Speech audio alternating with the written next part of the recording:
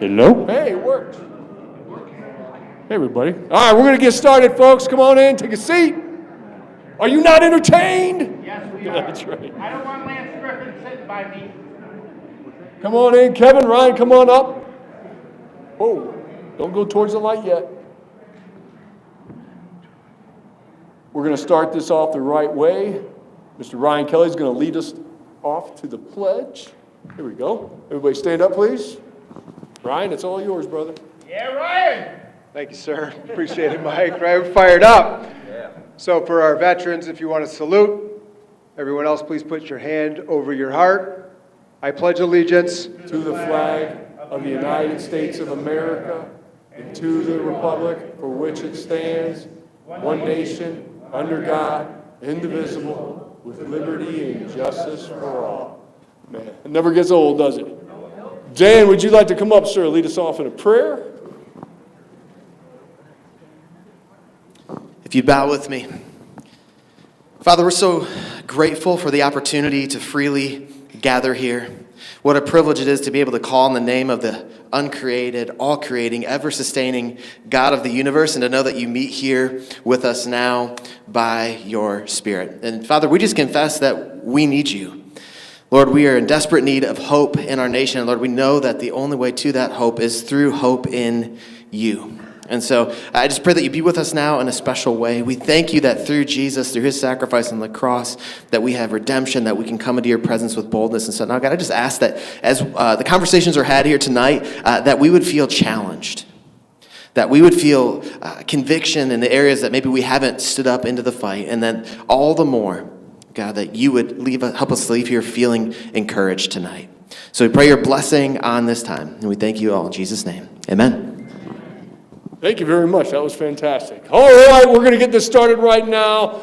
Who here is sick and tired of the corporate media and the lies that they run with? Say aye. Aye. And who here is sick and tired of the Democratic Party running with these lies? Say aye. Aye. I mean, look what just broke in the media cycle yesterday, right? They always drop these things on Friday, don't they? With all of us in this room, we all knew that Biden was not mentally capable of leading this country, but they continued to cover up, they ran with it, and now it's being exposed. And they're just trying to kind of sweep it underneath the rug like it was no problem. And that should scare the heck out of every single one of us, because that is a direct slap in the face to we the people. Every single time. When we elect a leader, we want to elect somebody who's mentally capable to not only policy, but to make decisions. And that was a slap in the face to that office. And so that's why I wanted to bring this movement, the Grassroots Army, together here tonight. Because that's where the solutions come, is from the people. And I want to bring all of you here so we can have an open dialogue. This is obviously unscripted. There's no teleprompters.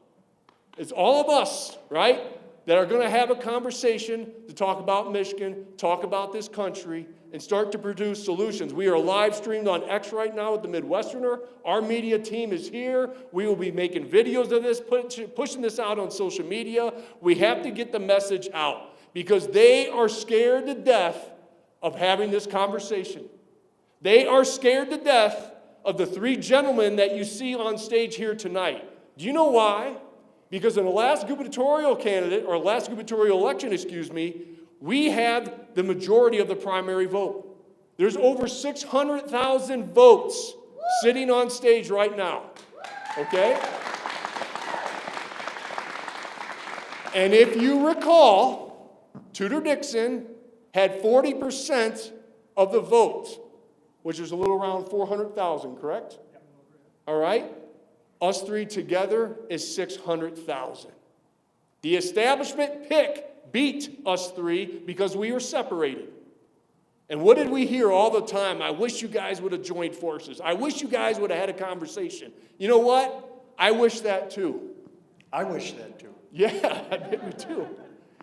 And that is why I wanted to bring us all on stage, and we're probably doing this throughout the state, to start getting together to make sure that we get the qualified candidate elected this time around. That's what we want, and that's what we all want, because we are not bought, we are not controlled, and that scares the hell out of the establishment. Right? So what we're going to do tonight is we're going to allow these two gentlemen to speak, and then we're going to open up questions to all of you. We're going to have a mic, you're going to raise your hand, and we're going to have a conversation. And to start us off is Mr. Ryan Kelley. Go get him, Ryan. Yes. Thanks, Garrett. Thanks, Kevin. I'm glad we could be here tonight together. I want to start off, first of all, by publicly thanking both of you. The last time around, when the three of us were rivals, and I was arrested for January 6th, you guys were both very vocal about that. And that did you no benefit at that time. But I want to say thank you to both of you for doing that, for doing the right thing then. I appreciate it. You know, it's interesting to see how God connects the dots on certain things, right? We all live through experiences personally, together, whether it's as a party, being the Republican Party, not the Democrats. Hope there's no Democrats here tonight. Hope there's no FBI agents here tonight either. Like, Ryan Kelley's talking again. Let's see what trouble he's stirring up this time. But we all have to go through certain challenges, right? And look what happened with the 2020 election. And then, 81 million votes took center stage. And Garrett, you mentioned a little bit about his decline and all that stuff. But look at what that did to Donald Trump and the conviction that that brought to him when he was reelected in 2024 and the things that he's doing now. I think we're seeing a similar story here in the state of Michigan, where we had to go through certain challenges. We had to live through certain experiences in order to get us to a place where we're going to make some really big changes in the state of Michigan. And that's exciting. I can see it, I can feel it, and I know that these gentlemen do too, and I know that everybody that's here tonight and everybody that's watching feels the same way. We want some change. We're sick of what's going on in the state of Michigan. We're sick of leadership that is not here to do the right thing by the people, but to do whatever it is for them to go ahead and get to the next position that they're looking for, a.k.a. John James. I'm going to go ahead and say his name right there. Campaign Hopper is not the right choice for our state. We want people that are going to be excited about putting things like the Michigan Department of Government Efficiency in full force and effect here in the state of Michigan. We see all the wasteful spending that's happening at the federal level, right? And you got all the Democrats, no, please don't take away all of our corruption, right? We want to keep putting all this money into our own pockets through the taxpayers. The same type of thing is happening here in the state of Michigan in really big numbers. We need a candidate. We need a governor, we need a legislature that is going to be willing to say, you know what, that ends now. I know that there's three guys right here that have that mentality, and that's why the three of us are standing here with each other. Because we see the big changes that our state needs. Just like all of us here in this room, we're sick of what we're seeing for ourselves, for our children, for our state, and we know that we can do better. You know, I've been through a lot personally through this whole process, right? Was thrown in prison for standing outside of the Capitol on January 6th, AKA for running for governor, right? The judge even said that at my sentencing. You know, Mr. Kelley, I think you misused your platform as a candidate for elected office to spread lies about January 6th and the 2020 election. That I have that in writing.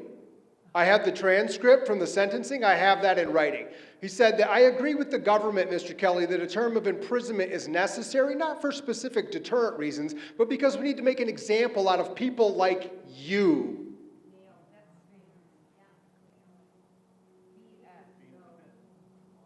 Yeah, pretty exciting times, right, in America, because we get to expose all of this corruption, which Trump won all of the swing states and the popular vote.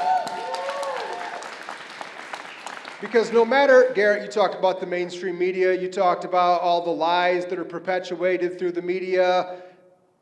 People are seeing through it and they're sick of it. They feel it in their pockets. They understand what's going on. And so it doesn't make that big of a difference. So when a judge says something like that and I get hauled off to prison, right, I don't really feel like, hey, I'm a criminal and I'm here for something bad. I'm a political prisoner. And that's what they want to do to anybody that wants to stand up and push back against the narrative that they're trying to push. And you know what? It's brave people like Garrett and Kevin and I and many others, right? I mean, Mike, Bill, you guys were standing on the steps of the Capitol with us back when, remember when Gretchen Whitmer, stay home, stay safe, nobody's allowed out of their houses.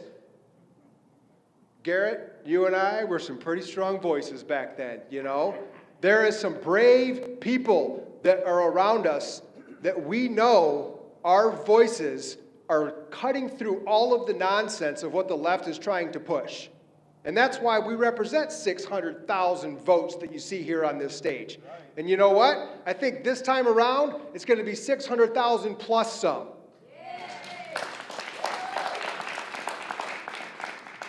And if the Democrats put up someone like Jocelyn Benson, man, that lady's got a lot of baggage, doesn't she? Holy cow, right?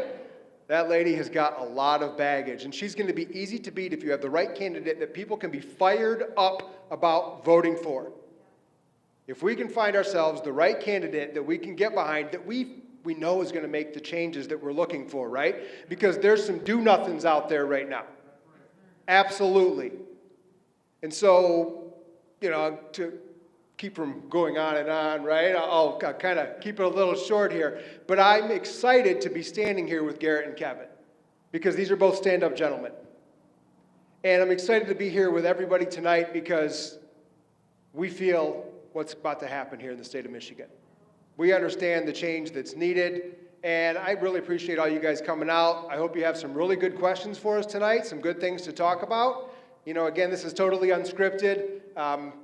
Little insight, like I've never planned any speech that I've ever given in my entire life. I didn't read that, right? Here, read this. No teleprompters, no nothing. So thank you guys for being here tonight. I look forward to the Q&A that we're going to have. And again, thank you, Garrett, for putting all this together. You rock. Go ahead.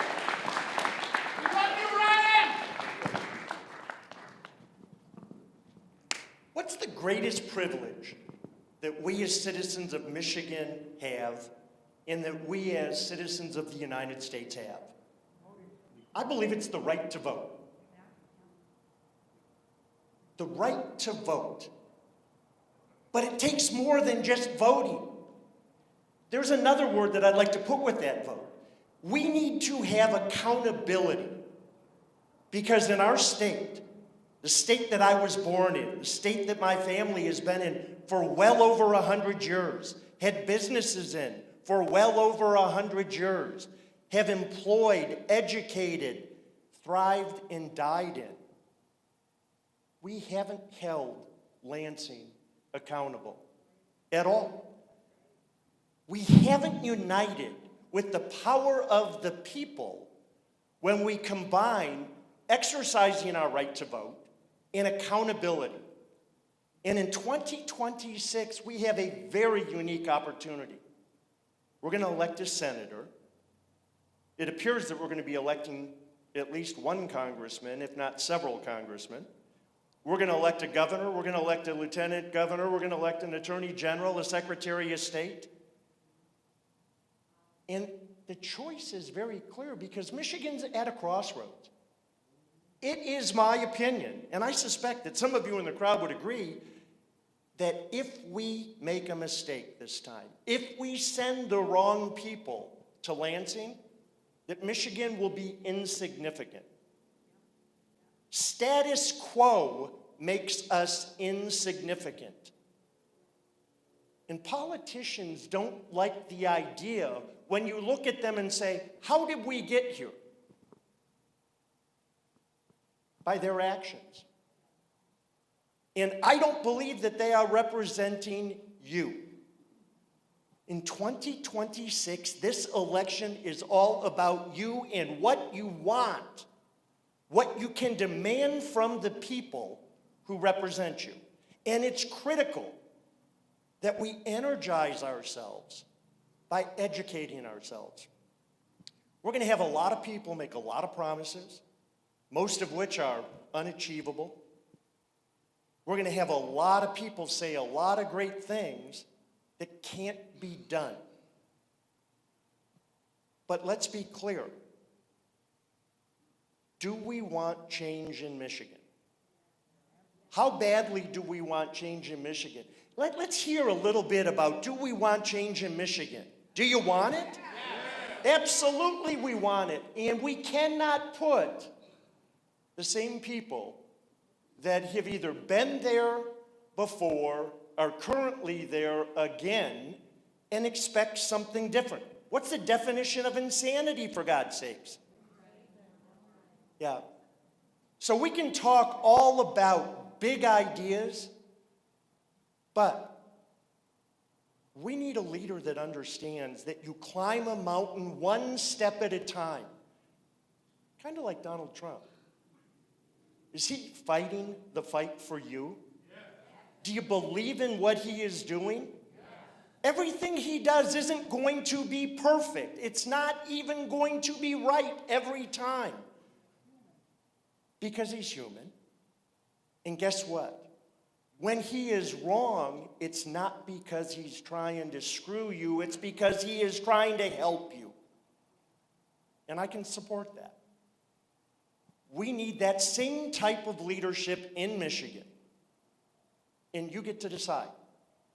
You can come to events like this, and it's critical that you do, but it's what you do outside of these events. See, we're going to have different groups within the Republican Party throw a whole lot of money behind certain candidates. And I would challenge, they threw money behind a candidate without even talking to the other candidates. Now that's about control and that's about power. And that's all it's about. And I personally have had enough control and power from people who don't understand how we live and what we need. So, personally, I think that if they were really behind that candidate, that they would have written a much bigger check. Might have scared some of the people out. Didn't scare me. I doubt that it scared Ryan. Garrett, you look a little scared. I don't know. I'm scared to death. Yeah, scared. So, with your questions tonight, ask, learn, challenge all of us. Not just what you say you are going to do, but how you are going to do it and what's in it for you. See, because leaders understand one thing. They create an environment for the people they lead to be successful in. And if you don't understand how to do that, you can say you're a leader and you fail. Failure is not an option. Status quo is not an option. Michigan is too special. We have a culture that's unique. Remember, they used to talk about Midwestern values, hard work, safe communities, loving families, God-fearing. Yeah, it's under attack. And 2026 is our option to start taking it back. So, I'm looking forward to your questions. Make them tough. Don't zing us. Make them tough. It's an opportunity for you to help us educate, not just you, but others in Michigan. So thank you for your time and thank you for being here. And this is how we're just going to roll, is we're just going to keep interacting, and we're going to piggyback off each other on what was said, what questions are asked, and everything else. But I just want to say something, because we see this a lot. Even when the last presidential election, we always heard what? Like, this is the most important election in the history of our country. We kind of beat that horse to death. But I got to tell you, how many people here are absolutely loving waking up every single morning and seeing what this administration is doing to our country, right?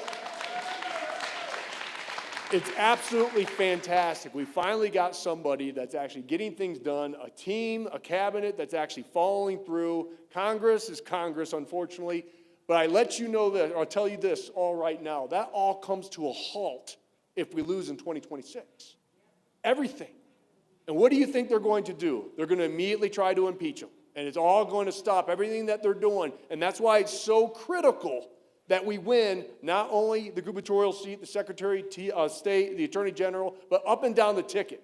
See, I respect anyone that throws their hat in the ring in this evil game called politics. They have my respect. But we have to question the motive of certain people running for certain positions. That's our job as we the people. It truly is. And that's why after the election, when we lost, I actually had a phone call with Ryan before you went to prison. And we talked about the election. I was like, you know what, man?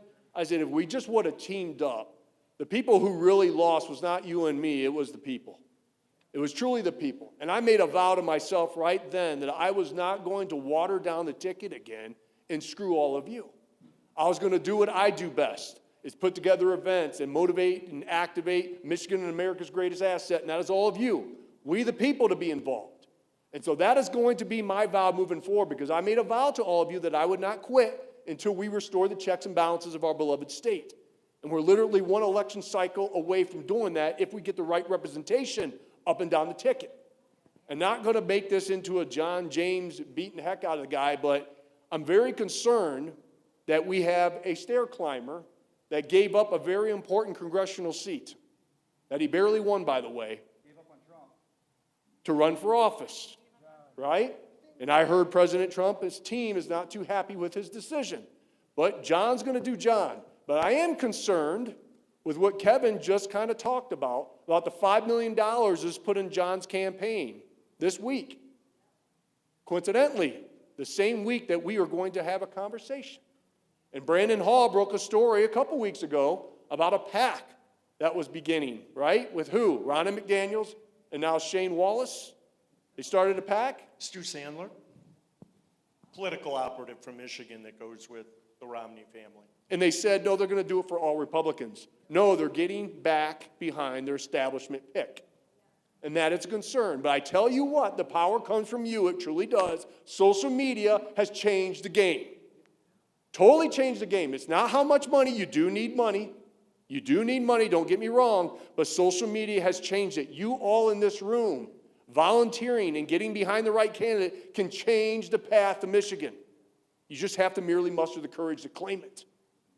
That's why I wanted to have this meeting with all of you here tonight. You all have a role, and it's a powerful role. And I said this time and time again, the power of one can lead to the power of many. You guys have proven all that to me. And we will prove it to the state of Michigan, and we will be the powerhouse of the nation, which we all believe that it can be. Anybody else? You want to say anything? Anything else before we open it up to questions, or you want to get right into questions? Is this on? I guess maybe some questions on people's minds. Am I going to run? Is Kevin going to run? I think, Garrett, you just kind of laid out that you're not going to run. I'm not running. And I think the answer, I'm speaking maybe for Kevin and I, is we're not sure yet what it would be for or what it is. But I will say this will be a little fun. If I were to ever run for U.S. Senate or for Congress, one of my taglines would be, and this time I'm going inside the Capitol.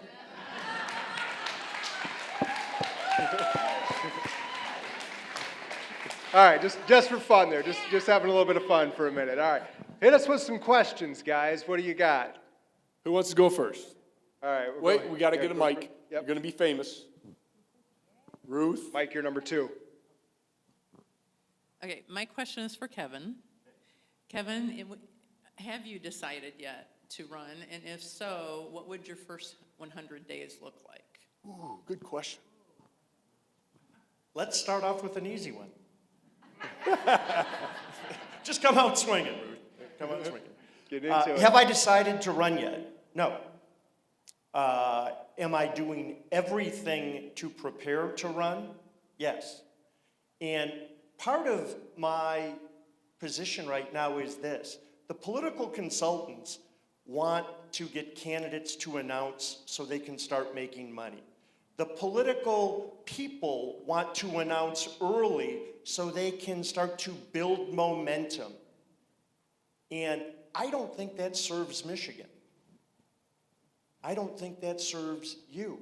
I'm willing to go around not as a candidate, but as a citizen of this state and share my thoughts, my beliefs, and to tell you specifically what I would do in Lansing. So, if I go to Lansing in the first 100 days, a couple things that I would do. One, I would start to implement the elimination of the personal income tax for all people in Michigan, 100%. I don't want to drop it by a quarter. I don't want to study it. I don't want to massage it. I want to give you back your money because in your pocket, you have the power. In government's pocket, they have the power over you. One. The second thing that I want to do is eliminate the people at MEDC. The numbers vary, but they've spent $600 to $900 million of your dollars. And MEDC, if you were to grade it on a test, gets a 7% success rate. All the promises, all the jobs, all the impact studies that they pay for, that they boast about, that they pay under the table to get people to agree to, 7%. Do you deserve better? You got better odds at a casino in Michigan than you have with the MEDC. Those people got to go. We need to look at businesses in the state of Michigan that are suffering, that are struggling because of overregulation, because of bad laws in the state. And if we're going to do anything, maybe Lansing will give our existing partners, our people who are already here, a hand up. Not a handout, but a hand up. Because governments don't create business. You do. The people do. And we need to get that energy and enthusiasm back in place because too many people are leaving. We got to stop it. Next, and I'm sorry to be long-winded, but it's 100 days for God's sakes, and I don't want Donald Trump to beat me. We're going to look at our fastest growing demographic in the state of Michigan. You know what that is? 65 and older. That's our fastest growing demographic in the state of Michigan. And those people have earned a right not to have to be responsible to fund the whole state. So we need to look really hard at issues that affect seniors. We're going to see it at the federal level if one big beautiful bill gets passed. And isn't it interesting how some of our Republican friends are trying to hold that up? They don't want to live up to what the president ran on and is trying to deliver to the people who elected him. We'd have that same problem in Michigan. We'd have that same problem in Michigan. So we've got to study that. The next thing that's critical for me is Michigan fails with our current education system. Okay? We are, and it depends on what day you measure it and who's doing the measuring. We're either 43rd in the country or 47th in the country for reading grade level literacy.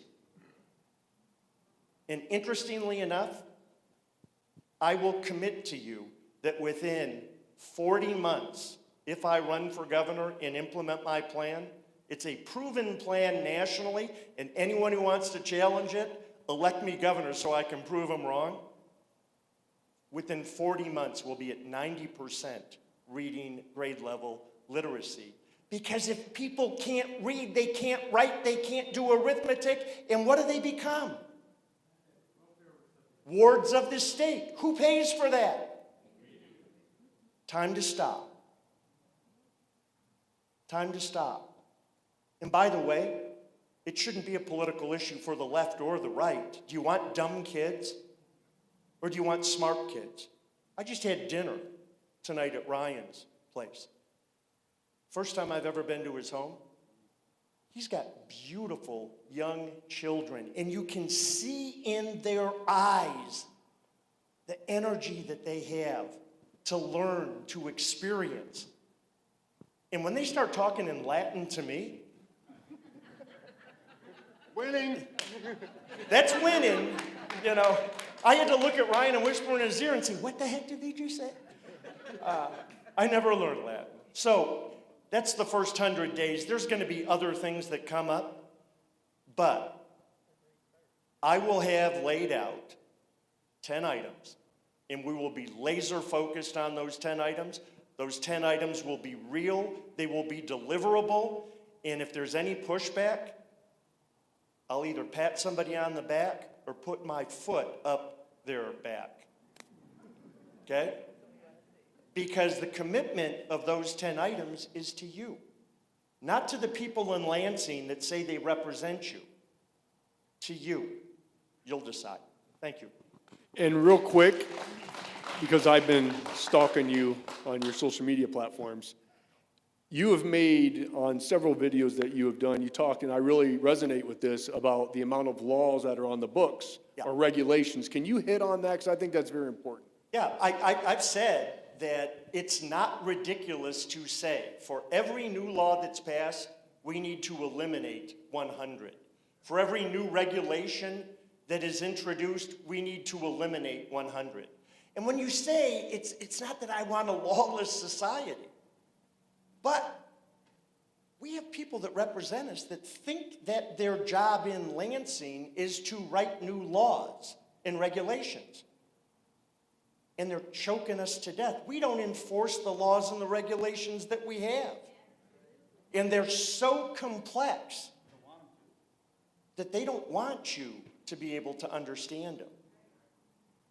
So, that's simple. You want to bring me a new law? Bring me 100 that you're going to take off the books. Because I'm not going to deviate from the 10 items. And if it's that important to who the elected official is, they'll find the 100.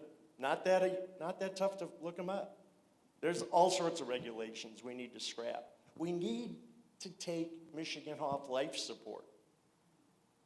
And that's the only way we can do it. Government has strangled us. All right, next question. I think Mike was up next. Okay. Dave? Over here or over here? I'm not sure. Go ahead. Everybody pick. So Kevin, as you were speaking, I was wondering if you had a bug in my car, because the conversation that you just had was pretty much the exact same conversation, verbatim, what my wife and I had. I am very involved in public education, as the failure that you talked about. Engler was the first governor who tried to break the back of the MEA. And I say try. The MEA is a very strong component of the public institution in the indoctrination in Michigan.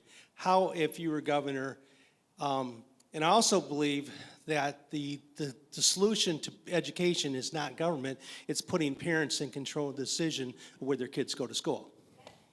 Okay? So it's not making a law or something like that, it's putting the power in the people and the parents to make that decision, and then you create a true capitalistic society within the educational system. So how would you deal with the MEA of many predecessors before you were unsuccessful? Yeah. One, if I'm your governor, I'm not looking to get reelected, so I don't have to bend to special interest. I actually believe that not all teachers, but most teachers are really good people, that they want to be able to teach, that the administration strangles them and forces them. I have a sister-in-law who's a teacher. Her union leadership forced her to put Democrat signs out on her front lawn if she wanted to get her raise. Had nothing to do with how she performed in the classroom. In Michigan, in the last 20 years, from an education perspective, the number of teachers has remained roughly the same.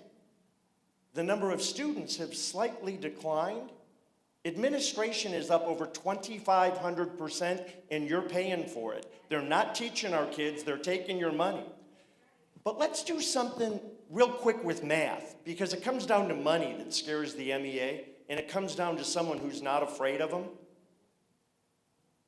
The MEA just came out and said we've got too many kids in each classroom, 30 kids per classroom, all right? And I'm gonna use the number of $15,000 per child. It may be 12 here, but the average roughly in the state is 15,000 per child, okay? 15,000 times 30 students, for those of us that can do math, $450,000 per classroom, right? You with me so far? The average salary of a teacher in Michigan is $69,000. Let's round it up to 70. And I'm not talking, is that the right amount, too much, too little? But subtract 70,000 from $450,000. What do you got left? Per classroom. Where's that money go? We have kids that can't read, can't write, can't contribute to society, but the teachers union wants to give them a computer tablet. That doesn't help them. Do you realize that kids that learn to read on a computer tablet comprehend 50% less than if it's a book? And oh, by the way, isn't it easier for a parent to see a book that their child is reading than a computer? Now, change is going to be difficult in education. I played sports.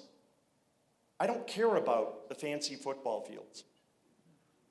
I don't care about $1 million lights surrounding the $2 million artificial turf football field, because when teachers say, oh, you're not smart enough to pass education, but go out and play on the field and maybe someone will give you a scholarship.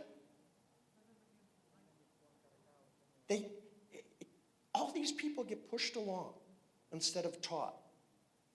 And again, 90% in 40 months, guaranteed, can do it. Have it in place to do. We're going to have to fight the teachers union to do that. And what do? Hold up money. Governors have a lot of power if they're willing to exercise it. You can't be afraid to get sued. You can't be worried about hurting someone's feelings if you're doing the right thing. And I don't believe the teachers union is representing our kids the way they should be. Just wrong. They're representing money. That's what they want, is more money, right? Yeah. So you're saying that diversity, equity, and inclusion is not important in our schools, Kevin? We shouldn't be spending lots of money on that? I think one point that you made is super important when you said withholding the money, right? Yeah. And for someone that's not already bought and paid for somebody that doesn't have strings that are already attached through that system, I think is the combination to unlock all of the things that you want, right? Because there's so many people that maybe are going to throw their hat in the ring or part of the system that something like a Michigan Department of Government Efficiency would be able to uncover, just like they're doing at the federal level, right? And you untie a lot of those things. And if you can break that and have the courage to stand up to it, that's how you're going to find a lot of those solutions, is somebody that's not wanting to just be part of the system, but somebody that wants to actually fix the system. And by the way, you're right. The money should go with the child. That's who's getting educated. How about school districts earn the right to teach your child versus demand the right and then don't perform? It's called accountability. Just that simple. New sheriff in town or status quo? Next question.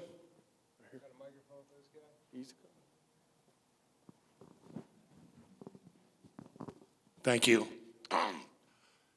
On the ballot next year in 2026, there's going to be a question about opening up the Michigan Constitution for a constitutional convention. This is for all three of you guys. Are you guys going to push to do that? In 2026, there is going to be a ballot question asking if you support a constitutional convention for the Michigan Constitution, where it opens the Constitution up to amend it. It happens every 16 years.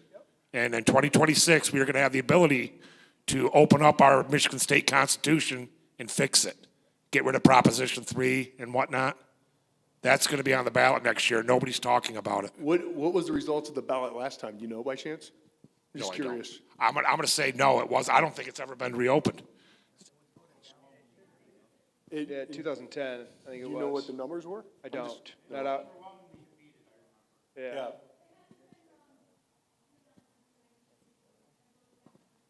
Right. Was it 61 that it was redone? 63, I think. 63 was the last time. 63 was the last time? Yep. Yeah.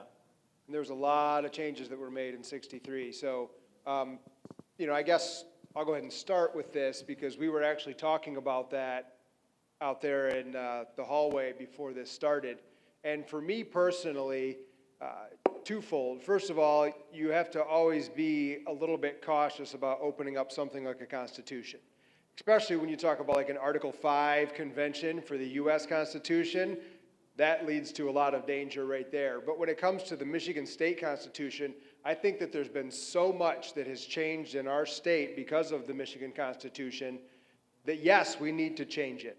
I think that I would be a yes vote on opening up to make some changes there. Now, one of the things that I don't know is all of the players that would be involved in helping to make those decisions. I know the legislature comes into play. There's other things that happen there. So I think I'd have to educate myself a little bit more on exactly how all that would come together.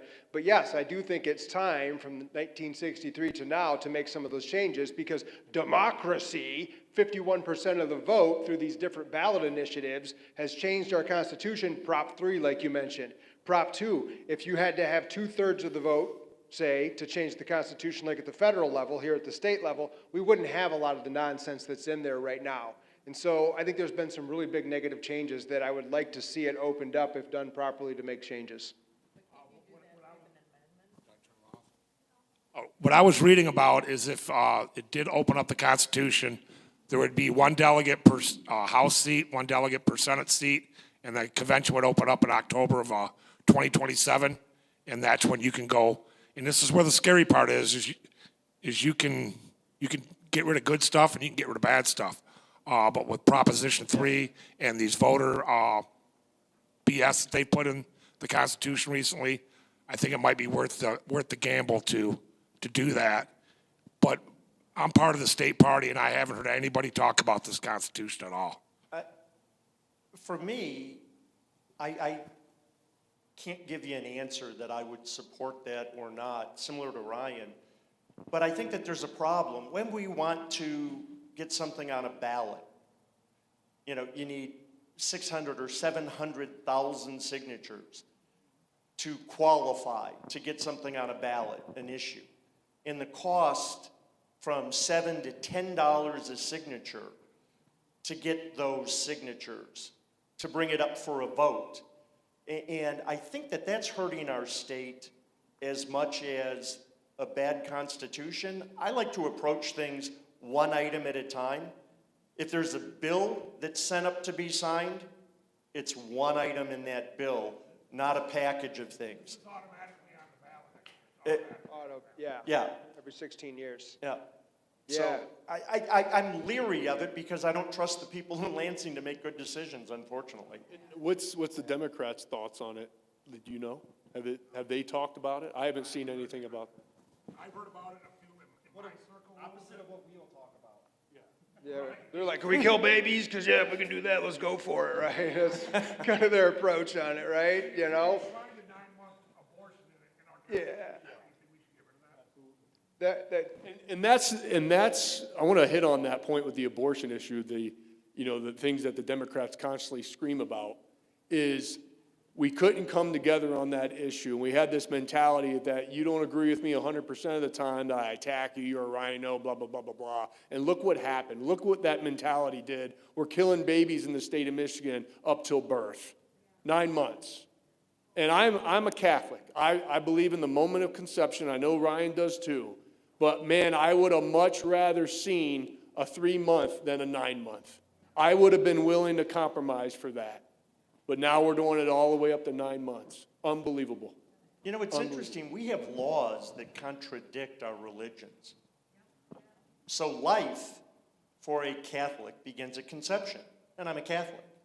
Been taught that my whole life, respect it. The law in the state of Michigan is you are alive if you are breathing or have a heartbeat.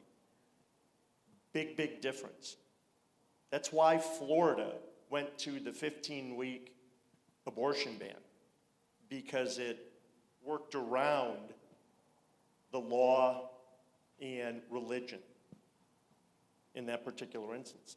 You may not think that that's the right thing, and that's your choice to do it, but we now have the most liberal abortion law in the country, and it's a calamity. Next question. Do you have a question? Breathing and a heartbeat, or breathing or a heartbeat? Because there is a One or big the difference other. there. One or the other, because you can have assisted breathing, and it's not breathing on your own. If you have a heartbeat. and But you can the have a Florida law- heartbeat at 6 weeks. It may be, ma'am. Yeah. It may be. I'm not arguing that point. Next question. I just wanted to add something and a suggestion to, I'm backing up to the education part. I'm a retired teacher of 30 years in the public schools, and thank you, but I know the dirty secrets, the really bad, dirty secrets. And I want to make a suggestion that when you said the money needs to follow the children, you are absolutely correct. I don't have children myself, but President Trump is trying very hard to get the money to follow the kids so that parents with children can send their children to whatever school they want, and their money, their tax dollars will go there. I don't have children. I want that same privilege. Even though I don't have kids, I pay school taxes. I want to be able to send my tax dollars for schools to wherever I want it to go. Catholic school, religious school of whatever, anything.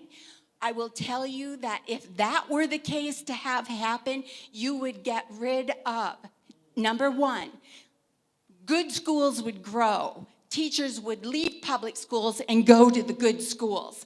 They would lose in MEA, NEA, they would cease to exist because those people would no longer be paying taxes or their dues to that group. If everyone was given that privilege to send their money that they make to everything, because right now I'm bound to the public schools, and by God, I'd burn those things to the ground if I could, because I know the dirty, dark secrets. I know how they manipulate you. I know what they say to you to get you to feel sorry for them. I know how they mismanage the money. 30 years I've sat and listened to those people. And when I had an exit interview when I retired, I said to them, the only thing I've ever learned in here is how to cheat, how to fudge my numbers, how to jump through hoops to make you happy. The only thing to keep my job, and I hated every minute of it. So I'm standing here now fighting against them, because if we have, and I'm sorry, I'm on a tirade, but if we send everybody the ability to send their tax dollars to wherever they want it to go, you would eliminate the public schools, you would eliminate the MEA and the NEA, because there would be nobody left. Thank you.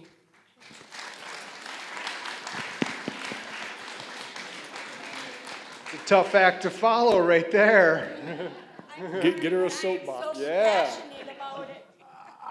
That's good stuff. That's true. You know, the one challenge that there comes with that too, it is one of the pushbacks that I hear with money following the student is that the government likes to trail and follow along with all of those things, right? So if they start sending the money to a Catholic school or a Christian school or whatever, that they want to step in and they want to call the shots and they want to tell you you have to implement DEI, or they want to do this or do that, or how you have to teach. So I think it's very important that when that subject is approached, that there's a hands-off policy for the government. That if the money, which the money belongs to the people, and we know that, so if that money starts to follow the student, which it absolutely should, the hands-off approach for the government, that they're not stepping in and saying, this is how you're going to run and this is how you're going to operate, because we don't need to turn our private schools into an extension of the public schools by doing something like that. Very important part. Go ahead, Rian. I homeschool all 6 of my kids, so yeah, bring it on, let's go. I think that that's important, yes, because there's so many students that have chose to homeschool, or well, the parents choose, especially since the pandemic, right? Everything that we saw happen in 2020, homeschool took a huge spike, especially here in the state of Michigan. And Michigan does have some of the very best homeschools in the entire nation. And I know because my wife has told me many, many times, right, how good the homeschool laws are in Michigan compared to other states. So in order to preserve those is important. But yes, absolutely, that money should follow the students, because I'll tell you, homeschooling throughout the years, I have spent a lot of money on different curriculum for kids, and I pay property taxes on top of that. So not only am I, stroking a 5-figure plus check for property taxes, I'm also buying everything for my kids at home as well for the schooling. And just to go off the homeschool, to make sure there's no governmental strings attached to that money. Right. Which is Keep big. everything as is or reduce regulations even more. I love your idea, Kevin. Rian, go For ahead. every one, get 5 or 100 out. Okay, I have a question for Ryan, since we heard Kevin's 100-day plan. If you were elected governor, what would your 100-day plan be? Oh, boy. You'd follow Just- my plan? There you go, right? Kevin? That's a great question. And some of you may have seen earlier this year in January, I did put out a Kelley blueprint for the state of Michigan. When I ran last time in 2022, I put out a 100-day plan, which put down 7 different points of the things that I was able to do.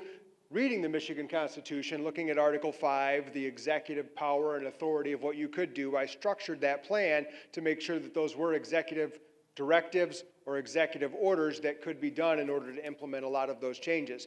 Things have changed in the last few years, as we all know. So some of the things that I talked about then or that will be issues this time around have definitely changed.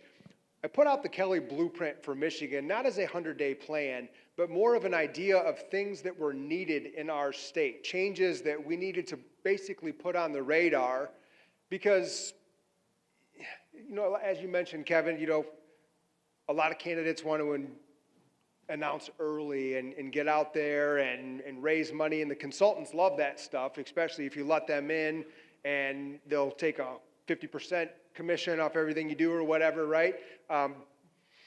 And so I put that blueprint out there as just some ideas to get people talking, and I had a great response to it. So to answer your question, if that were to be a path that I would ever decide to do this go around, the very first thing that would happen would be an executive order creating the Michigan Department of Government Efficiency. Just like what's going on at the federal level, we would have those same things happen here at the state level, right? And what was the guy's name there? Big Balls, I think is what Elon called him, right? We'd find one of those guys here in the state of Michigan that was unapologetic about going through and finding every little thing, right? And I'll tell you what, somebody like me, I know how to take some arrows. Everything that I've been through, everything that I've had to live through with my family, being the target of so much hate and so much negative publicity, right?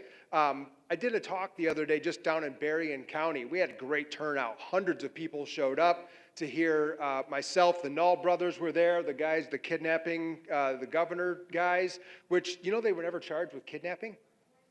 But it was a plot to kidnap the governor, right?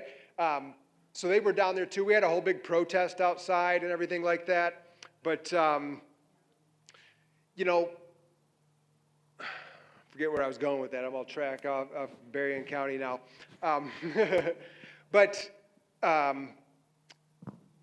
that I think is so important, the Michigan Department of Government Efficiency. And I'm going to tell you, there's going to be a lot of candidates that are going to talk about that. They're going to talk about DOGE, right? Because it's popular. But the question is who is really going to be able to do it? Go ahead, And Garrett. I want to hit on that because a lot of what these guys are both saying right now, if you go back to their campaign websites, they were saying that before it was cool. Right? They were. Kevin was the first one to talk about eliminating the state income tax, zero. True. Right? Ryan was talking about Doge. He, long before Big Balls got in there and really wrecked it up, which we're all a fan of. And I think that's the problem with a lot of people who are running for office right now, is they wait until it's cool. They're not trailblazers. And I think we, the people, we want trailblazers now. We want people that have the foresight and the vision to say, you know what, we don't want the old status quo. We need to do this. We need somebody with some executive experience. We need somebody with some business experience that been in the real world, proven business experience, not saying that they were executives here and there, but actually have proof of over the decades, managing tens of thousands of people, payroll and everything else. That's what an executive of the state does. And that is why they are so concerned about this conversation happening, because we're here to open up the curtain of Lansing. Because it is a good old boys and good old girls club there, folks. We haven't already figured that out. A lot of this so-called establishment and the establishment elites, they don't care who wins as long as they keep their power. That's it. Politicians pontificate. Business leaders operate. There's a big, big difference. And how many business leaders like to fail? Zero. So they go in with the chip on their shoulder. I think we're seeing that somewhere. Guy's got a chip on his shoulder. For you, not for the politically elected. We need people who are willing to operate and have the courage to do it versus pontificate. And there's a lot of pontificators in Lansing, and a lot of people running on the Republican side that are pontificators. They're waiting for whatever's popular or whatever is socially acceptable, right? Let's just see where the political winds blow, and then we'll go ahead and follow suit, and we'll be right there with them. And we've seen so much of that. And obviously, you were a trailblazer, so was I, in what we said, how we operated. To your point, Garrett, we're bringing up things. I mean, part of my 100-day plan last time was a budget of an audit of the state budget to remove all the wasteful spending and all of the fraud, right? That was Doge before it existed. And that's what you really want to look for in who it is we choose as the next candidate. For any of the positions, not just governor, AG, Secretary of State, finding the ones with the courage to do what's right, not what's popular. And you don't see much of that these day and age in politics. And look what happens to them when you do find those individuals. Look at what's going on with Trump. Look at what happened. I mean, look what happened with me, right? Who would think that Elon Musk would be villainized? The electric car guy. For saving the people's money. Come on. They start burning Teslas. The climate Nazis started burning Teslas. I mean, that's another thing. We're going to get to everybody's cool. Who's next, by the way? I think Mike is next. But one thing is for certain is after Trump won, I literally went home and I said, I know what the Democrats are going to do, because I think that's what we would all do, is go back and say, hey, we got to lick our wounds. Man, we got to step away from some of this radical ideology that we're doing, the DEI, why would we even think about men competing in women's sports, right? Why are we even having this conversation? But you think they would have just retracted a lot of the craziness that they were doing, but what did they do? They doubled down. They doubled down, and for those of us who've been on social media before Elon Musk bought Twitter, right, and turned it into X, we were always censored and deplatformed. You could never hold these politicians accountable. You couldn't, because they would erase you, all right? Fast forward today, they basically created a utopian society that they thought that this reality of what they were pushing out was true, and that's what the people wanted. Because anyone that stood up to them got deplatformed, got censored, kicked off, and everything else. And so they had all this kind of in their head, like this is what the American people want. Boom, here comes Elon Musk. Changes the whole game. President Trump would not have won if Elon Musk didn't buy Twitter, because it allowed the information to get out. And if you want to laugh, get back on X and go follow Dana Nessel. Go follow Governor Whitmer. Go follow Jocelyn Benson. And when they post something, it's not like, no, people are vicious, trust me, but it's the accountability. It's the accountability that we, the people, are doing now. The new media is us. And that's why the corporate media continue to go to the wayside, because people want the truth. People want that accountability.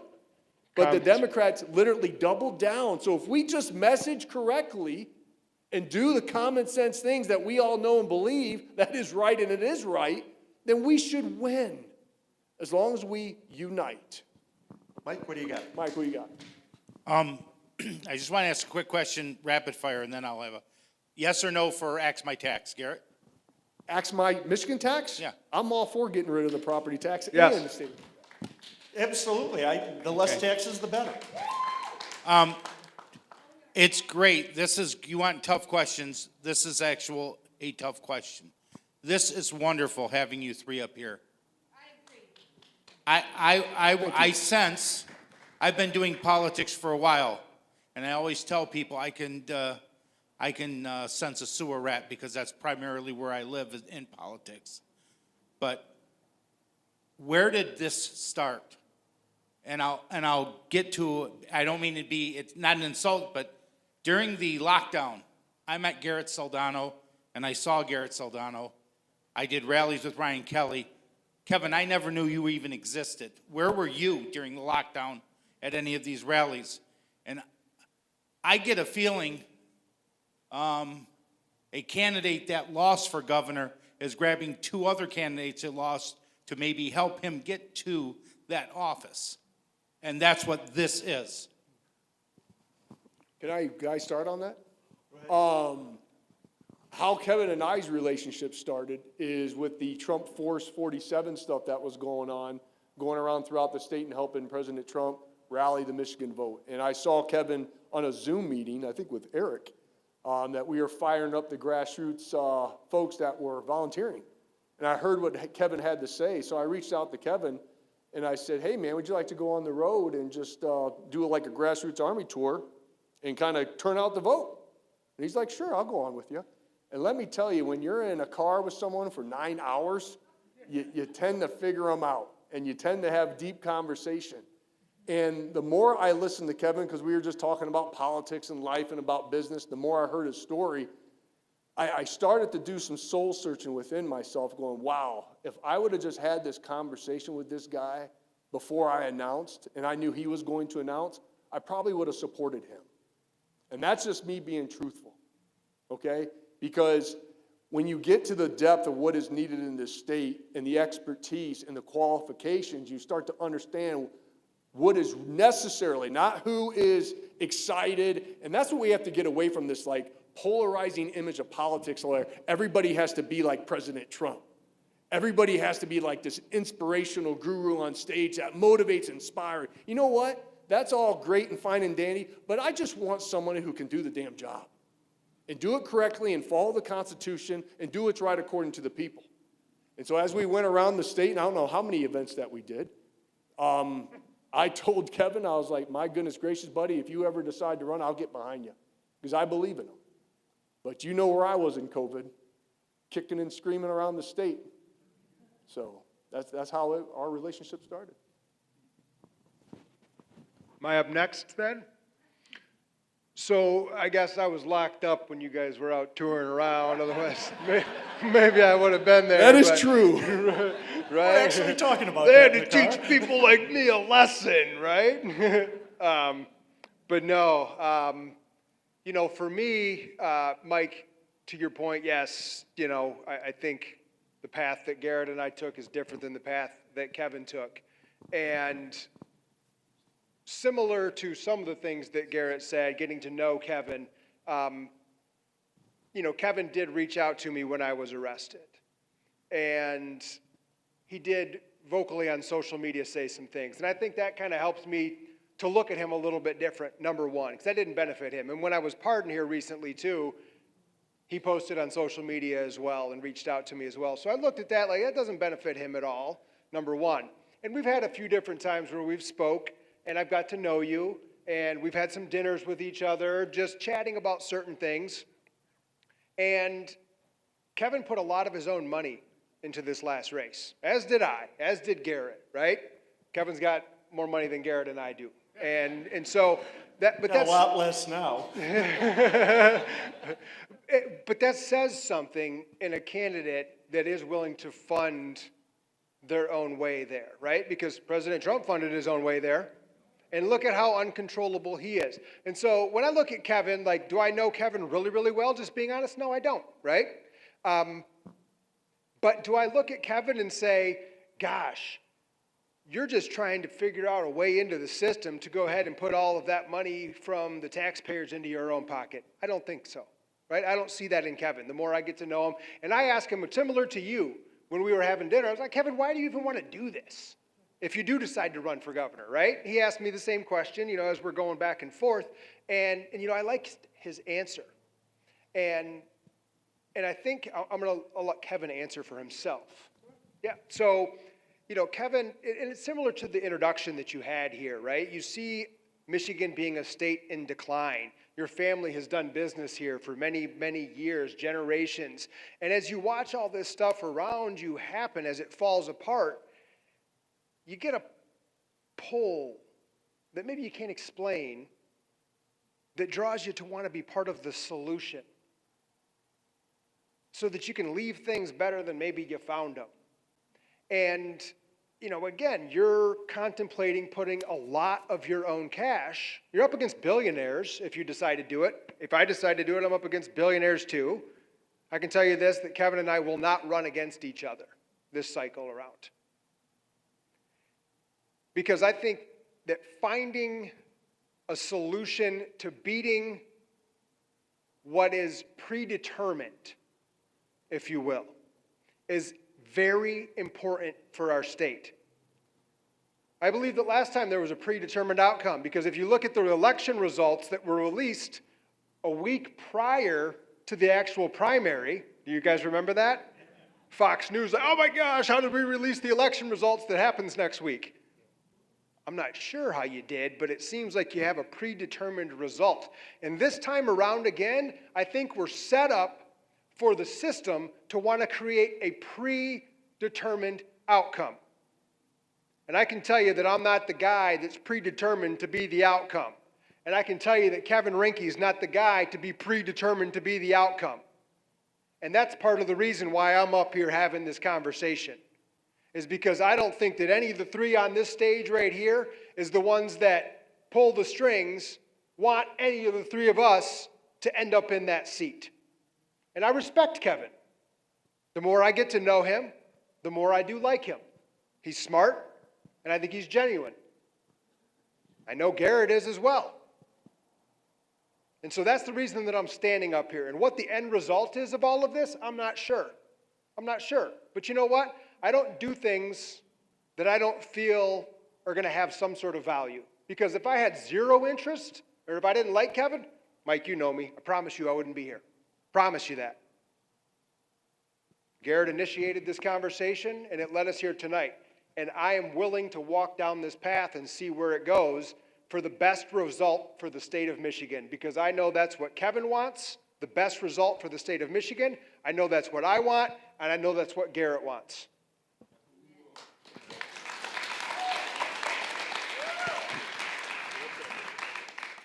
Mike, I'm actually glad you asked the question, because this is not about manipulating anybody. This isn't a setup. Garrett, Ryan, myself, if you believe that there is something in this for us, other than doing something for you as our motivating factor, I'd challenge it. Now, I love Michigan, and the reason that I'm talking to these two guys is because we looked at the numbers and we said, holy smokes, we agree on 85, 90% of the stuff, and we would have won if we wouldn't have been competing against each other. And Republicans have a tendency to split and divide on very small issues, and we are trying to help the Republican Party by setting an example that allows the citizens, we the people, you, to actually have an opportunity to be heard, because we're different. He's no politician. He's no politician. I'm no politician. You can argue different amounts of money, different amounts of business experience. And during the last campaign, and I'll say it now, I'm older. These guys could be like my little brothers, by a lot. Better looking little brothers. I will concede that in both instances. But I have a history of producing for people. I have a real history, not about when, I'm going to get attacked if I run. Oh, your dad gave you the business. No, he didn't. My brother died, and I bought the business from my father because I wouldn't accept it from him, because of my pride. I don't take things for free at all. So that's going to be an attack, because you're going to have politicians that say, I've got tons of business experience. Well, one of them in the last election worked for their family, and the family business went broke and filed bankruptcy. And that's not the definition of the leader that I want to run at the time a $48 billion business and now a $90 billion business. You're going to have a certain ex-congressman talk about, oh, he's got a great business career. No, he doesn't. He's a career politician. You're going to have the other candidates say, oh, they've got business experience. No, they don't. Look at it and look at it hard. And if there's one thing that maybe I think these guys would defer to, is that that's where I had an advantage. When I said to Ryan, God, I want you to support me in the last election because of what I can do, or I said it to Garrett in our conversations. If you haven't been in the arena, we're bonded for forever with scars and with pride that we tried, that we fought for you. And the three of us lost. And Garrett doesn't like losing, Ryan doesn't like losing, I don't like losing. I'd rather be in last place than second place, but I describe it as a dog sled team. And if you're the second dog, you got the same view as the last dog, and it's not the prettiest view in the world.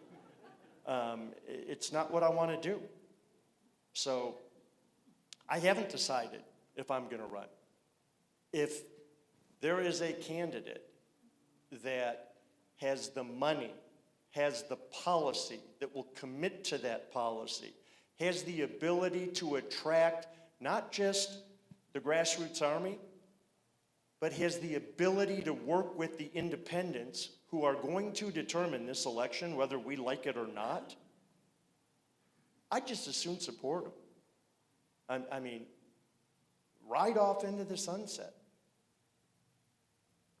I worked hard to have options, and I never ever thought that I'd be even considering running for governor. I mean, you talk about a good time. Yeah. It's not a good time. It's not a good time. And to piggyback off something, one of the main reasons for this is for not only all of you, but not making the same mistake that we all did last time. All of us, with the amount of numbers that we're bringing to the table, that wins in a primary election because, hey, did you get a meeting with President Trump last time? Kevin, did you? I didn't. See, I think we're all in agreement. Blocked. And you guys know my story. We were 72 hours away from getting a meeting and getting the endorsement, and the meeting was blocked. And so that's a problem, because I think we all can agree if we all got that equal shot to go up and present our case for Michigan, and President Trump says, Garrett, you're just not that guy. I would have been able to hang my head up high and say, hey, I blew it, but it doesn't matter. I still had a shot. You would do the same, and you would do the same. We didn't get that shot. They appointed someone that was polling at 1%. They put some money behind her and then catered her around the state And all of a sudden, she started getting all these endorsements, and she slowly started getting ahead and ahead. And she didn't even qualify to be on the stage. For one debate. For a debate. But guess who was on stage? Nothing against her. Nothing against her. But it was a slap in the face to all the people that vested so much time and energy into campaigns. We didn't get the meeting, right? That's the problem that I have, that I know that if we combine forces this time, we're going to get the meeting. Whoever's the most viable candidate with the polling numbers is going to get the meeting. That's what we're trying to bring to the table, is allow you to have that voice, and that's why we're combining forces. That's why we're doing it. Go ahead. Yeah, there's one thing that I before we take the next question. Signatures, which are a silly thing that you have to have. You need 20,000 signatures to get on the ballot. And last time around, we saw that some people weren't able to get their signatures correctly. The quality guru who's going to run again for governor. Oh, God, yeah. Yeah. He's going to jump right back in. He's got more money than brains. God love him. But don't lose the power that you have when someone comes up to you and says, sign my candidate's signature. Part of this is to educate you. Choose your candidate correctly, because you only get one sign. And if you sign a signature for the wrong person, you're screwed. And so is that candidate. So hold off on making a decision. Learn, listen, like we talked about earlier, and really have someone who can represent you, because your signature is gold. Don't let anybody off easy. Don't let me off easy. Don't let Ryan off easy.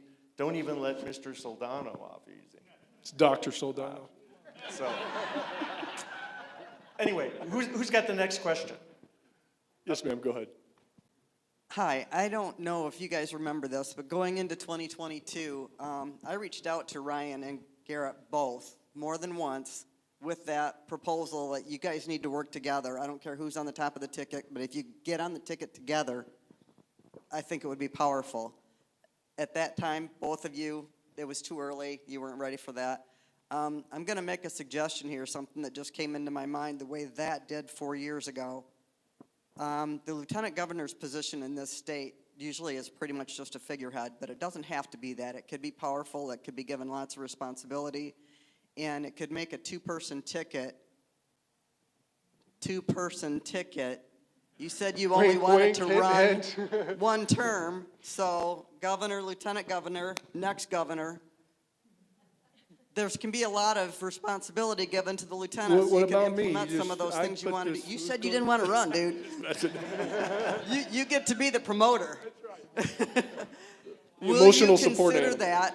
Or as another alternative, we have to get a Secretary of State with business knowledge that can whip that department into something efficient, that can make the laws get followed, and can also, I'm a deputy clerk. I just went through the e-learning session for how to be an election official. I have notes of things that I think that are in that training that are contrary to the law. And if I get that documented and I can study my MCL a little bit more, I'll feed you the information of where they're violating the law. I get to do my QFS training soon, and we'll see how much of that actually adheres to Michigan law. Will you consider those options? Maybe both of you on one ticket. Or, Ryan, would you consider Secretary of State? Your business acumen, your personality, I think, would put you in a position that I think you could clean that department and make it efficient. But I actually think governor, lieutenant governor would be a winning ticket. So if I were to run for Secretary of State, then my name would be on everybody's registration. And if Kevin was governor, then you could have the police pull over all the Democrats, so they got to read my name all the time.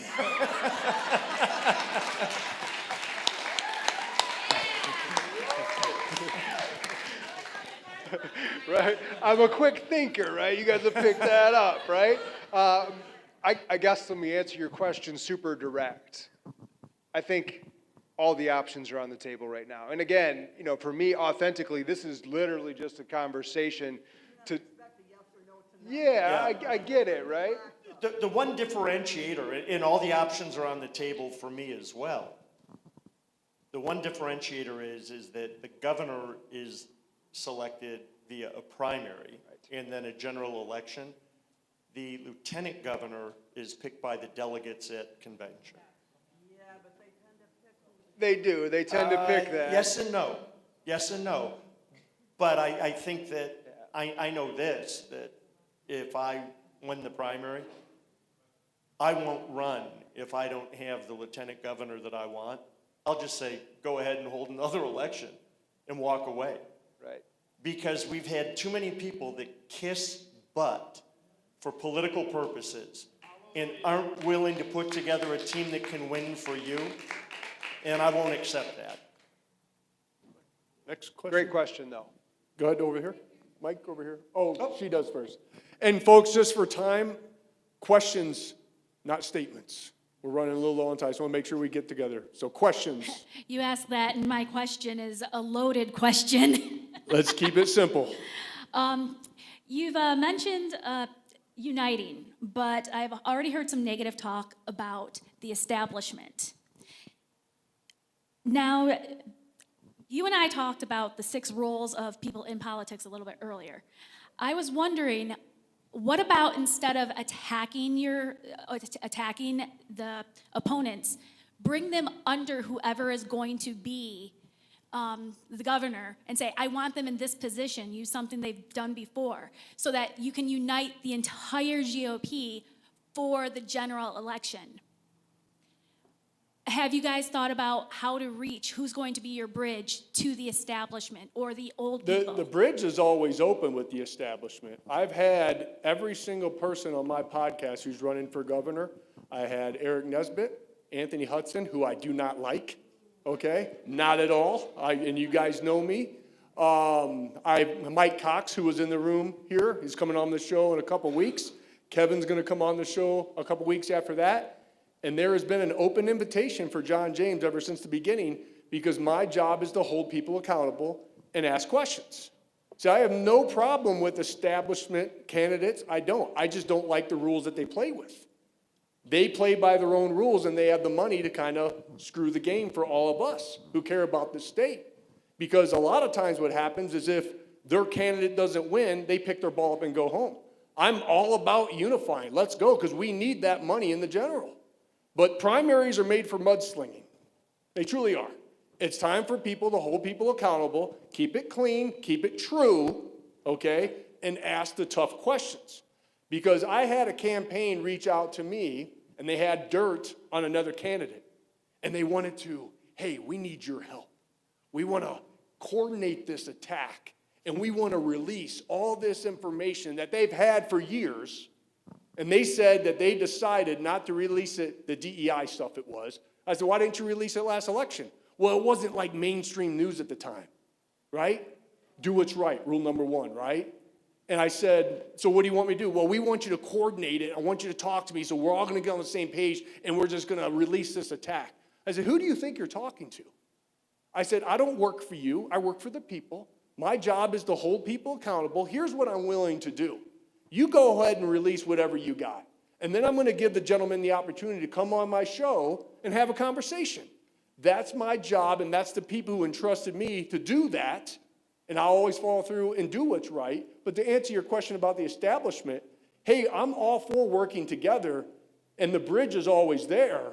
But don't try to continue to prop up candidates and not allow good quality candidates a shot to meet with the president and everything else. And when you play those games, I have a problem. I do. Go ahead. I go all day. Yeah. I have a podcast as well.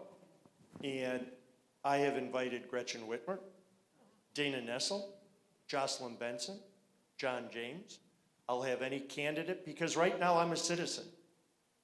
And I would encourage you, we have compelling conversations about the issues.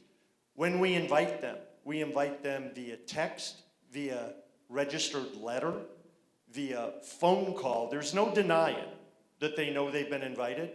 And I can tell you that Some Republicans don't reply, and none of the Democrats reply. Gretchen doesn't want to do an interview with you? I can't I'm understand blown why. away by that. I'll add just one quick thought to that right there. I hear what you're saying, and to the point that both Garrett and Kevin made, sometimes it's difficult with that bridge being open. Maybe other people don't want to cross that bridge, but from a leadership perspective, especially for a role like governor, but really any leadership position, you have to be open and willing to have a conversation with anyone, regardless of what classification they fall under when it comes, and it's so easy, like, oh, I disagree with that person on, how you tie your shoes. They're a rhino, right? Because you're supposed to tie over the top versus the bottom, right? And as a leader, you have to be willing to sit down with anyone and look them right in the eye and have difficult conversations.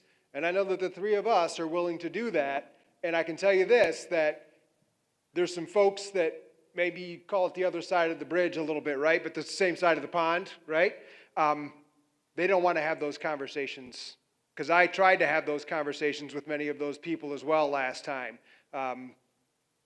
They were a little non-existent. Well, we don't want to talk to you because you're not following how we want things done, the rules they play by, as Garrett said. And social media has changed the game because they had the money and the influence to get endorsements, right? And to skew polls.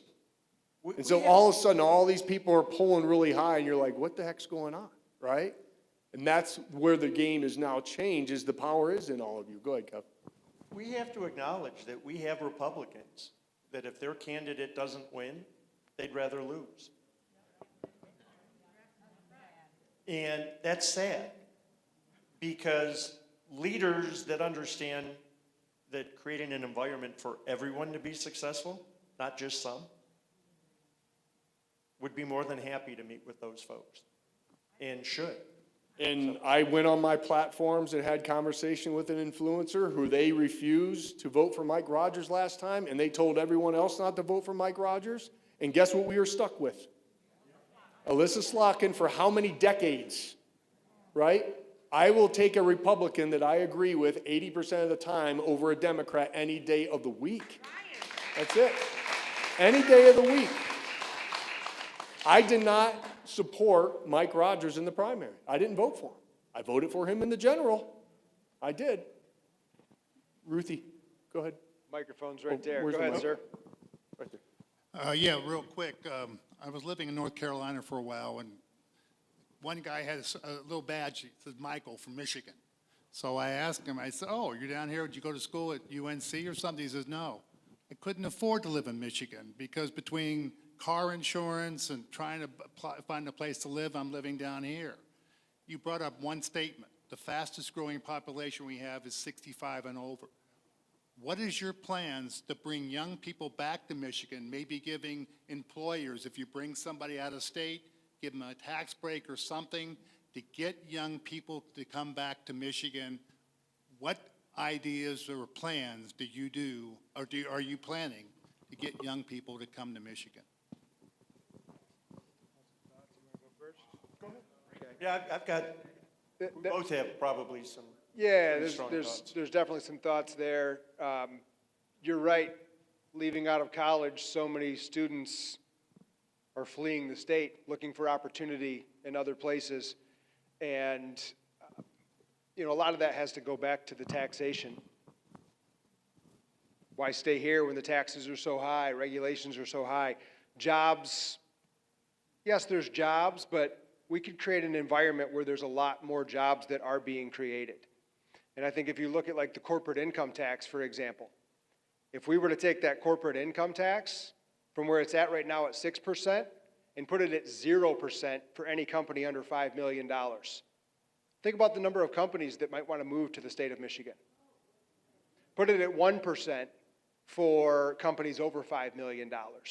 So creating an environment where businesses want to come to Michigan, first of all, is going to give people more of an incentive to even want to be here because there's going to be good paying jobs here in the state of Michigan. I think that's one big factor that can be looked into. The idea that Kevin has brought up from the very beginning is eliminating the state income tax. I think that component right there for a college student to say, I want to start a family here in the state of Michigan, And I know that my income is not going to be taxed at 4.5% on top of all the other taxes that I pay. I think that's a big component as well. They're going to places like the state of Florida, the state of Texas, that don't have the state income. Going to Indiana, companies are leaving our state. Think about what's going to happen in Ohio with Vivek Ramaswamy if he becomes governor down there. We're going to have a big competition with the state of Ohio when it comes to manufacturing. So if we don't do things in the state of Michigan that make it very compelling for those jobs to continue to come here, they're going to leave somewhere else, and more people are going to leave to go and find some of those jobs. So I have more ideas, but go ahead, Kevin. Yeah, Michigan leads the country in college graduates leaving the state. We lead the country in the amount of pot that we buy. We're one of the highest expenses for energy in the country. Do you realize in 2000, Michigan was the second lowest in America for energy costs? In 25 years, we've become one of the most expensive states. And that's misguided union leadership, backdoor deals with politicians supporting DTE and Edison. We can't just have them tell the citizens who they have to shop with. Why do we have the highest auto insurance after Republicans pushed and said, oh, if you give up, no fault, that's the cause. We're going to lower your auto insurance. You know what? They were really well intended. I fought against that. I spoke against it in the last election, and we still have the most expensive auto insurance in the country. And now you gave up a whole bunch of benefits for it. But to your point, the solution is not fast. The solution is a series of events. You have to have a safe neighborhood. You have to have employment opportunities. You have to have labor that can fulfill the jobs. And here's the bright spot. Michigan has the largest number of unemployed engineers in America. That's an opportunity. Because if we target businesses that will employ engineers, those are high-paying, stable jobs that spin off manufacturing and create opportunities. The value of what President Trump just did over on the east side of the state with Selfridge Air National Guard in putting the F-15s into that base is worth hundreds of millions of dollars a year to Macomb County in the state of Michigan. All taxable. It's huge. And what we have right now in Lansing is people that say, we'll throw money at it. And I don't believe that we throw money at it. I believe we create the proper environment. As I said earlier, if we are going to incentivize businesses, we should incentivize small businesses that exist in the state to give them a hand up, not a handout. Very, very specific. And that hand up may be assistance in employment, may be assistance in a whole litany of business items that will benefit and attract. But you got to have kids that can get a good education. You have to have a safe community. You have to have neighbors that have faith and believe not only in themselves, their families, their neighbors, their community, their state. And right now, is Michigan divided? It's leadership that's lacked. That's what I keep talking about. Donald Trump is not a great politician. Donald Trump is a bulldog of a leader. And he's a business person on top of that. And if you find someone who has led successfully for years like Donald Trump and has results, not like Donald Trump because it's the 1%, not everyone's a billionaire, but that have proven track records, damn, get behind them. Don't look for the little issues to divide us because that's what the Democrats want. And we've got to get back to this lady's question about the people who are happy with us losing, if it's not their candidate. A good leader, they'll recognize it, they'll respect it, and they'll come to the table with earnest to help the state. Really, their actions are because we put forth a bunch of amateurs, you know? And I say it all the time. Lansing has been serving the taxpayers slop and calling it filet. We need someone who knows the difference between slop and filet. That simple. To your point, just one more thought to add on that. When you talk about some of the Republicans that don't want to support the candidate because they don't get their way, if you look at what Elon Musk has exposed with Department of Government Efficiency, and you see the number of Democrats especially that have stepped out publicly, fought against it. We can't have this, shut this down. They want to keep that gravy train flowing. There's a lot of people that maybe they put a parentheses, a letter, and maybe it looks like an R, and then another parentheses, so they can tag themselves a certain name, but they benefit from that same system. And so somebody that poses a threat to that system, or that we're going to change how that's done and operated, that person will be strongly opposed. And they're not going to vote for that guy because, well, you're going to change my gravy train, right? And that's at the expense of all of us that continue to pay those things. The amount of taxes that can be decreased, and stop thinking this too, like, oh, if Michigan tax were to pass, like, what tax are you going to replace it with? Get out of the mentality of always replacing a tax with another tax. If you make an environment where people are thriving, like Kevin said, you create an environment where people do well, to your point, sir, people are going to want to come there. Why do people want to go to Florida? Because Ron DeSantis has led and created an environment where people want to go there for the freedom. They want to go there for the prosperity. You create an environment where the people are prosperous, the government is limited, taxes are lower, people will continue to come. And that requires leadership, not really to lead the way there, but to point the direction and let the people lead that way. What he said. Who has the mic? Sir, go ahead. Thanks, guys, for doing this. Something that isn't discussed a lot. It comes up in conversation, and then it goes away. And that's the Michigan Supreme Court. Okay? Severe deficit. I do believe that we need to find a way to permanently fund them prior to us deciding who those Supreme Court nominees are, and then we probably need to consider selecting them earlier. But I'm sorry about the statement, Garrett, but I'm getting somewhere. So Ryan especially talked about, and you all have, about executive orders and the power of the governor. And you're really going to need somebody to be like Trump to go in and just lay them down. How, and have you thought about, would you deal with a lopsided Michigan Supreme Court? We get nothing with them, you know, when those challenges come up. I got some thoughts on that, and it's probably the most corrupt branch of government that we do have is the judicial branch, because, you know, in Michigan, yeah, they're elected, right? So there's a certain amount of accountability for a nonpartisan, right?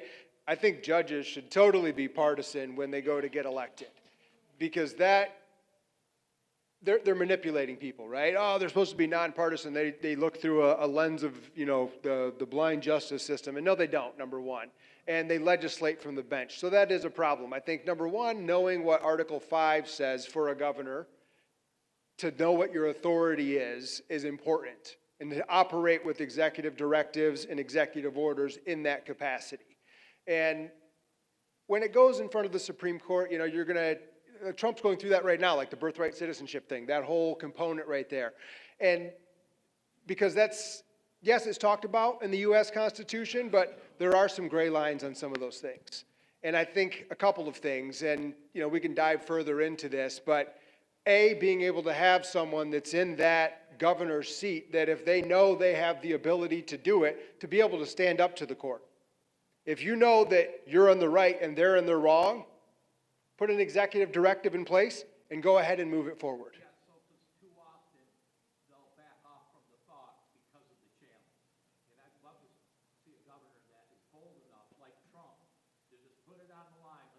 Let's go. Put a directive in place that you know Do you aligns want with Article status 5. quo, or do you want change? Pick your candidate. Because it's not situational. It's not conditional. If you want to change governor, change is difficult. Change is you're fighting every day. You're fighting multiple fights because they're the right thing to do.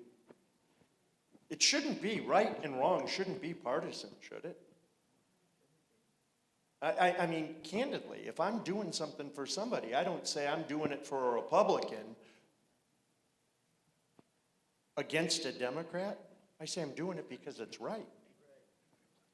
And there's big issues that are right and wrong issues that you got to have someone that's got enough, what was it, big balls?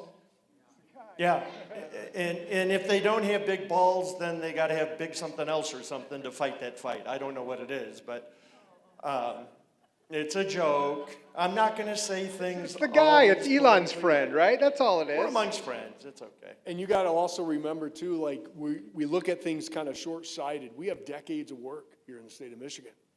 But we have to get the right representation. We got to build that foundation. And that's what Trump has done. He's built a foundation.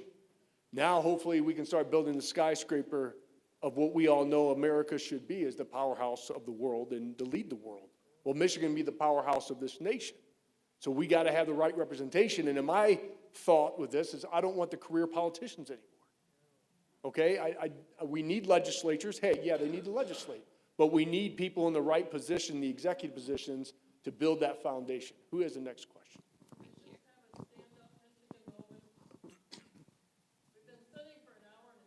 Go ahead, let's do some jumping jacks. Stand up, go ahead and stand up, get some blood. This is chiropractically You're approved. going to do the hokey pokey? Yeah. Turn yourself around? We got to get some music back there. Let's turn on some music. Go ahead, you can answer your question. Ask your question. Thank you all for your time. I am a local surgeon, and healthcare is important. I'm right here. Oh, thank you. So I'm curious what your plan will be, because we've already acknowledged the over 65 group is growing. The under 65 group isn't very healthy. So what's the plan going forward in your cabinet, your group, to make us healthier? How are you going to deal with healthcare